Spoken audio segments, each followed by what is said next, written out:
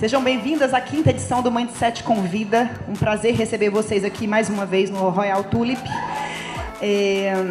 Sempre trazendo conteúdo, sempre trazendo um convidado que eu acho que agregue. Tô agitada, gente, vocês não têm noção o que é ficar com a Mirella.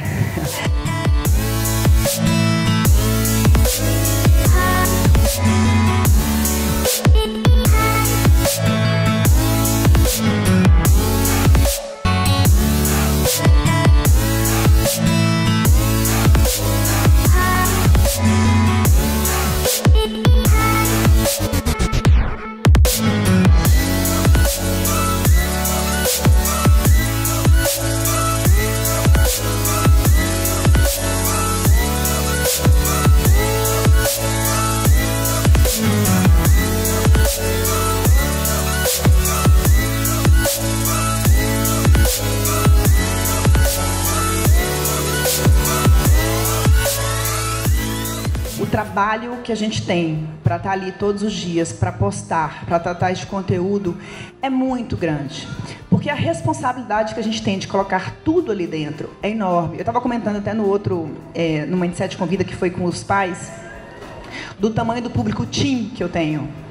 Eu tenho um público de meninas de 12, de 13, de 14, de 15 anos que vocês não acreditam. Muito, muito grande. Eu sei porque, assim, esse dia eu estava no shopping com o Kleber e eu passei e... E aí o Kleber fez assim, as minhas estão te seguindo. Eu falei, não. Aí eles, não. E era assim, no Parque Shopping isso. E eu tava lá, não sei o que, aí na frente da Centauro, ali, não me esqueça. Aí ele falou assim, Mindset. Aí eu olhei. Eu não falei. Né?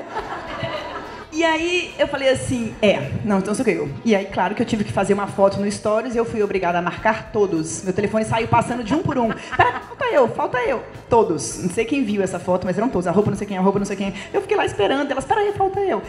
Então, aí você se toca na responsabilidade da responsabilidade que você tem quando você escuta a mensagem como eu escuto. Eu mudei o meu relacionamento, eu mudei a maneira como eu olho a minha mãe, depois que eu passei a ler as coisas que você escreve.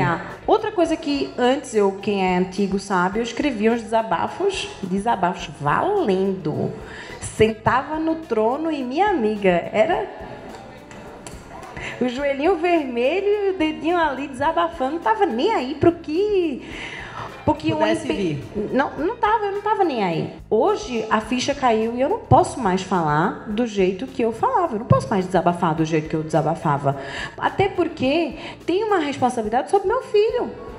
O negócio tomou uma proporção muito grande. Imagina meu filho um dia ler, né, algumas coisas que provavelmente ele não vai gostar, né? Quer dizer, depois ele é bem resolvido e eu resolvi isso com ele. Mas as pessoas se chocam também com realidade. Então, a rede social, trabalhar com rede social cada vez é mais difícil e cada vez a gente tem que ter mais jogo de cintura para saber lidar com essa responsabilidade que é lidar com o outro que a gente não conhece. Eu acho que o grande perigo, eu digo assim, quando eu engravidei da Bia, a 7ª, as meninas tinham 6 anos.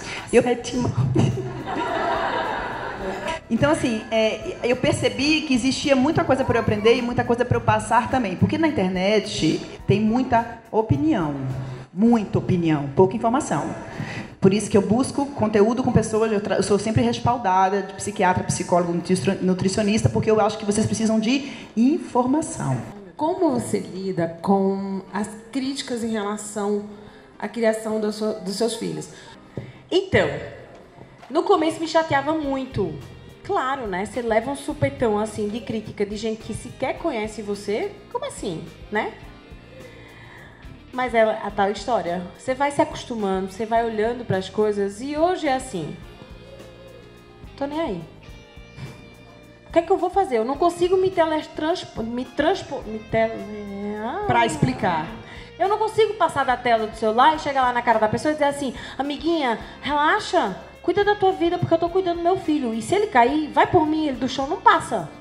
Sabe assim, dá vontade de dizer, mas aí você aprende que você não tem esse poder.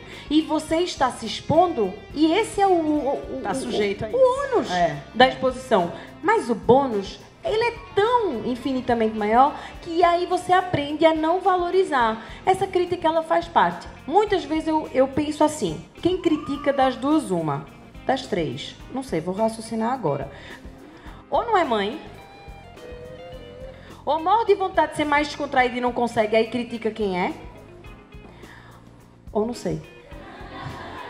E falando assim, Mirella, sobre maternidade, o que eu percebi nesse mundo, depois que a gente começa a se expor e começa a lidar com muitas mães, é que a gente fala muito do julgamento. Mas vocês percebem que quem mais julga a mãe é a outra mãe? Gente, como a mãe julga a outra mãe. Tudo. Ela tá dando leite, ela não tá dando leite, ela tá dando chocolate, ela tá amamentando.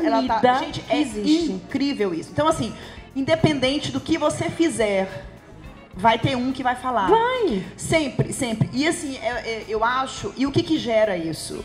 Essa idealização daquela mãe perfeita, porque é uma idealização, você compara. E você compara com aquela... Eu digo sempre a história do gelinho colorido, porque eu sou a pessoa que menos tem paciência pra brincar. Gente, não tem. Eu sou uma pessoa que cuida, que organiza, mas sentado no chão pra brincar. Meu Deus! Não é? Graças a Deus que eu tenho um time, né, de babás, assim. Quem briga com a Bia, a Duda, a Nanda, a Carol, vai, senta ali. Eu não tenho paciência de fazer gelinho colorido. Gente, não tem condição. Eu não tenho. Não é meu isso. Também não é da minha praia, não. Mas já olhei muitos Instagrams, você passa e fala assim, gente, ela tá criando brincadeira. E você fala assim, putz, isso eu não faço. Né? E quando você começa a dizer assim, isso eu não faço, isso aqui eu também não faço, eu não tenho essa paciência, porque assim, ninguém posta, eu não vou postar, por exemplo, o Kleber dormindo no sofá, porque eu briguei com o Kleber. Eu postava.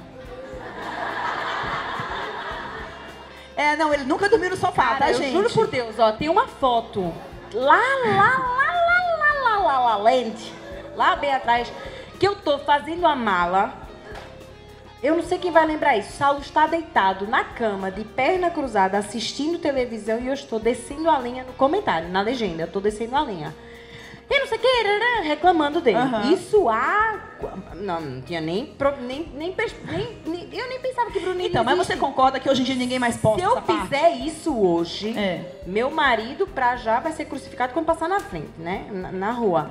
Não faz isso, não dá, ninguém mais posta. O que eu quero dizer é o seguinte, quando você compara com aquilo que está sendo postado na internet, que é o perfeito. E a pessoa porque vai lá... você não, assim, eu posto, por exemplo, surtei hoje, chorei hoje, errei, exagerei, que me acompanha, né? Que eu falo assim, gente, olha, exagerei, pedi desculpa. Eu falo muito isso, porque qual a pergunta que as pessoas mais me fazem? Como é que você dá conta de 7? E a pergunta que eu devolvo é, o que dá conta pra você? Quem diz que eu dou conta? Vocês acham que eu passo o dia assim, linda, maravilhosa, que eu não estresso?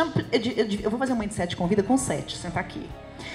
Pra eles, vocês vão gostar, né? Pra eles contarem o tanto que eu grito, o tanto que eu estresso, né? Eu estresso, eu exagero, eu erro. E essa parte a gente tenta falar, mas não se lê isso. O que se grava, mesmo que se lê, tem 1000 comentários, o que se grava é, gente, ela dá conta, ela sobrevive. Todos nós sobrevivemos ao final do dia, de um jeito ou de outro, descabelada ou de outro. Mas a sensação que tem é da perfeição, o que se grava é isso. Aí você se compara, e quando você se compara, você fala, não faço igual. O que vem? A culpa. Aí todo mundo tem culpa. Só que a gente tá numa fase tão egoísta, numa era tão egoísta, que tudo é pra dentro. Tudo é pra se agradar, tudo é pra se melhorar, tudo não é o todo. A pessoa não quer pensar no todo, ela quer pensar no individual. Até a mãe, hoje em dia, ela é egoísta. A mãe de hoje, ela tem um egoísmo, um certo egoísmo.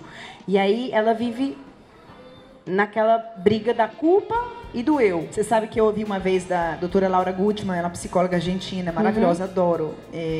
E eu fui para um congresso em Goiânia, e ela estava palestrando lá, e ela falou isso, assim, que a mãe ela tem que olhar para o filho, se conectar para o filho, esquecer todo o resto.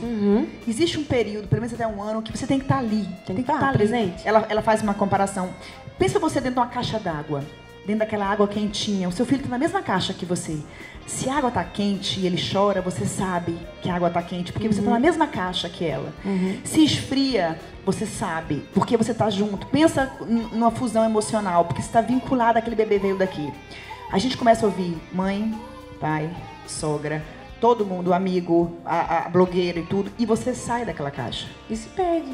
E aí o bebê está ali dentro dizendo que aquela água está queimando. E você não sabe mais, porque você já desconectou dele, está ligado a outras coisas. Você quer malhar, você quer fazer milhões de coisas e você esqueceu. E o bebê tá... E aí, sabe o que as pessoas falam? Não tá quente ali dentro. Ele tá chorando porque tá fazendo birra. Não tá quente por isso. Só que você não tá mais ali dentro. E esse desvincular É o que está acontecendo muito hoje. As pessoas não estão conseguindo se vincular e ficar vinculadas. Elas têm pressa de abrir mão dessa dependência que é necessária quando nascer. O egoísmo, ela tá numa briga. E aí, uma mãe perguntou sobre a culpa para ela. E depois disso tudo, ela falou assim, você sabe o que é culpa para mim? É mais uma vez a mãe olhando para o umbigo dela, preocupada com ela.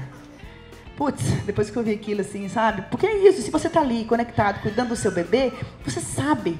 Quem viu 13 Reasons Why? Sim. Uma série do Netflix.